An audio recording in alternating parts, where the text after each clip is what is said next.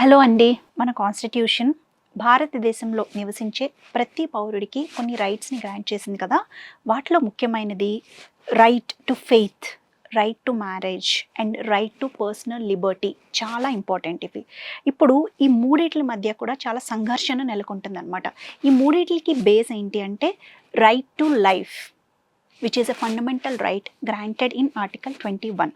ఇప్పుడు సమస్య ఎక్కడొచ్చిందంటే right to marriage దగ్గరే వచ్చింది. ఎలా అంటారా, మ్యారేజ్ చేసుకునే టైంలో interfaith marriages, inter caste marriages, especially interfaith marriages జరిగేటప్పుడు రిలీజియస్ కన్వర్షన్స్ జరుగుతాయి కదా.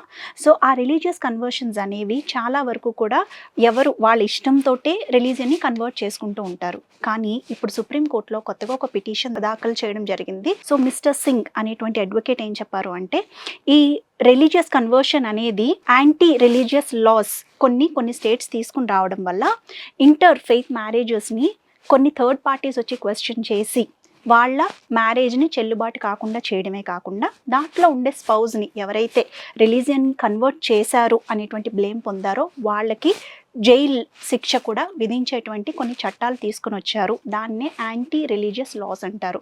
ఇలాంటి లాస్ వల్ల నిజంగానే పెళ్ళైన జంట చాలా వివక్షకి గురవుతున్నారని సమాజంలో, అలాగే వాళ్ళు విడిపోయే ఛాన్సెస్ కూడా కొన్ని స్టేట్స్ కల్పిస్తున్నాయని. సో కాబట్టి ఈ యాంటీ రిలీజియస్ లాస్ని కొన్ని స్టేట్స్ ఇంప్లిమెంట్ చేస్తున్నటువంటి ఇలాంటి లాస్ని చూడమని చెప్పిందనమాట. ఎస్పెషల్లీ ఇలాంటి సుప్రీంకోర్టు ఏం చెప్పిందంటే, ఈ లాస్ని ఏవైతే ఇన్వెంట్ చేసాయో లైక్ స్టేట్స్ ఉత్తరప్రదేశ్, గుజరాత్, జార్ఖండ్, ఛత్తీస్గఢ్, మధ్యప్రదేశ్ లాంటి కొన్ని స్టేట్స్ ఈ యాంటీ రిలీజియస్ లాస్ని ఇంప్లిమెంట్ చేయడం ద్వారా ఈ కపుల్స్కి తీరని లోటు చేస్తున్నాయని, దాన్ని ఒక్కసారి పరిశీలించమని చెప్పి సుప్రీంకోర్టుని అడ్వకేట్ వేడుకోవడం జరిగిందనమాట.